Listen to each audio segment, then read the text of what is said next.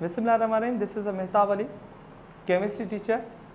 Today we are start from the chapter number 2, atomic structure.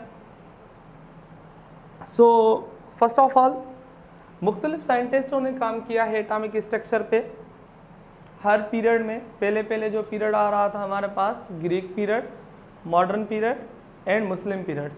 ये मुख्तलिफ 3 periods हैं जिसमें पहले जो आता है वो आता है ग्रीक पीरियड, दूसरा आ रहा है मुस्लिम पीरियड और तीसरा आ रहा है मॉडर्न पीरियड।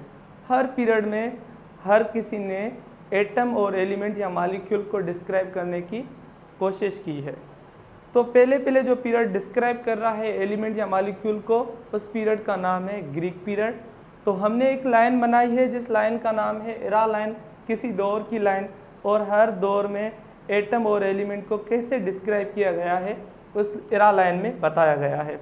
तो हम उसे शुरू कर देते हैं अभी, ठीक है। So first of all I draw a line here. So first line, जो पहले पीरियड आ रहा था उस पीरियड का नाम था ग्रीक पीरियड। तो ग्रीक पीरियड में कुछ जो यूनानी साइंटिस्ट थे उन्होंने एलिमेंट को डिस्क्राइब किया है अपने नज़रिए से। तो वो जो टाइम था वो था 440 BC। BC का मकसद है बिफोर क्राइस्ट, ओके। सो इसमें जो साइंटिस्ट थे जिन्होंने एलिमेंट को डिस्क्राइब किया है, तो नंबर 1 उसमें आ रहा है लियोसिपस, और उसके अलावा दूसरा है हमारे पास प्लूटो, और तीसरा साइंटिस्ट है जिसका नाम है एरिस्टोटल, और जो चौथा है उसका नाम है डेमोक्रिटस। इन 4 साइंटिस्टों ने कहा कि दुनिया जो बनी हुई है वो 4 एलिमेंटों की बनी हुई है। जहाँ वो एलिमेंट्स हैं उनको उन्होंने नाम दिया कि उनकी कुछ प्रॉपर्टीज़ भी होंगी और उनको डिस्क्राइब किया है उन्होंने उन प्रॉपर्टीज़ के तहत। नंबर 1 है उसमें एयर, नंबर 2 है फायर, नंबर 3 है सॉइल एंड नंबर 4 है वाटर। इन्होंने कहा कि इन जो 4 एलिमेंट हैं, इन 4 जो एलिमेंटों की प्रॉपर्टीज़ है वो सबकी अलग अलग प्रॉपर्टीज़ है। सो इसमें नंबर 1 हम देखेंगे इन्होंने कौन कौन सी प्रॉपर्टीज़ इनकी बताई है। तो नंबर इन्होंने बताई थी 1 कि जो एयर है वो कभी कभी ड्राई होती है और कभी कभी मॉइस्ट होती है, ठीक है। जब आप गर्मी में जाते हैं तो जो सामने एयर लगती है जून जुलाई के टाइम वो बड़ी गर्म एयर होती है, वो जो होती है उसे हम ड्राई एयर भी कहते हैं या सम टाइम हॉट एयर भी कहते हैं। तो उन्होंने कहा कि ये इन चीज़ों की प्रॉपर्टीज़ हैं। तो नंबर 2 पे आएंगे कि इन्होंने बताई थी कि हॉट भी इसकी प्रॉपर्टी है, कोल्ड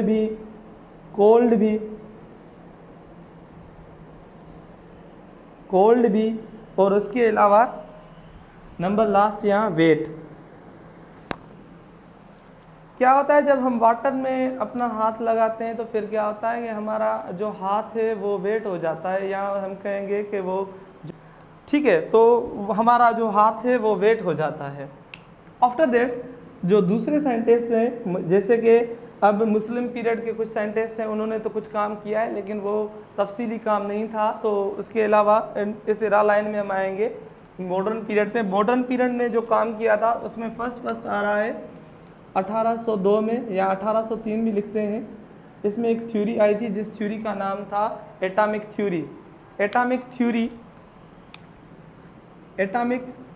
थ्योरी दी थी जॉन डाल्टन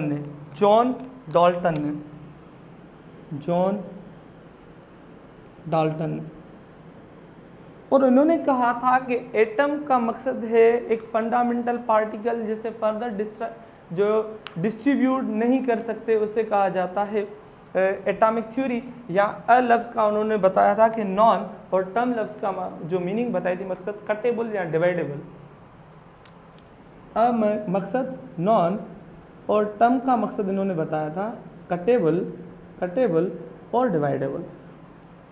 और इसके अलावा जो दूसरे साइंटिस्ट थे जो जिन्होंने काम किया था इस पे, तो वो थे इसकी थ्योरी को रिजेक्ट करने वाले, जैसे कि उसमें कुछ और साइंटिस्ट थे। 1886 में एक साइंटिस्ट था जिन्होंने प्रोटॉन डिस्कवर किया था जिसका नाम था गोल्डस्टिन।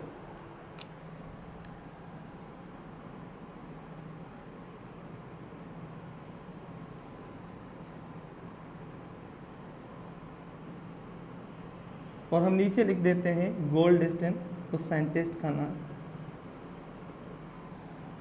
और इसके अलावा एक और साइंटिस्ट था जिसने 1897 में इलेक्ट्रॉन को डिस्कवर किया था। इलेक्ट्रॉन को डिस्कवर किया था, उसका नाम था जे थॉमसन।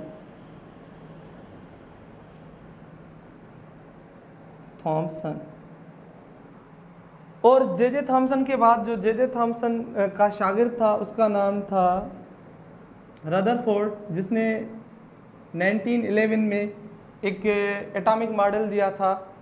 उस एटॉमिक मॉडल का नाम है Rutherford atomic model. Rutherford atomic model. Rutherford atomic model एक ऐसा मॉडल है जिस मॉडल के थ्रू हमने न्यूक्लियस को जो है डिस्कवर किया था, और न्यूक्लियस के बारे में बहुत कुछ बताया गया था और एटम के बारे में भी, जैसे कि वॉल्यूम ऑफ न्यूक्लियस भी बताया गया था और वॉल्यूम ऑफ जो है शेल्स या ऐसे समझे कि एक्स्ट्रा पार्ट ऑफ एटम के बारे में भी बताया गया था। इसी का ही रदरफोर्ड का एक शागिर्द था जिसका नाम था नील बोहर। नील बोहर ने 1913 में एक दूसरा एटॉमिक मॉडल दिया था।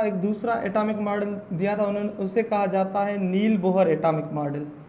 और नील बोहर जो एटॉमिक मॉडल है वो डिस्क्राइब करता है इनकी गलतियों को, और कुछ इन्होंने डिफ्लेक्ट किए थे इन रदरफोर्ड की गलतियाँ, तो उसको करेक्ट करके जो दिया था वो नील बोहर ने दिया था। उसके आगे हमारा दूसरा साइंटिस्ट है जिसे कहा जाता है, या जिसने हमें 1932 में न्यूट्रॉन को डिस्कवर किया था किसी आर्टिफिशियल रेडियो एक्टिविटी के थ्रू। ठीक है, तो हम कह देते हैं इनको डिस्कवर दी न्यूट्रॉन।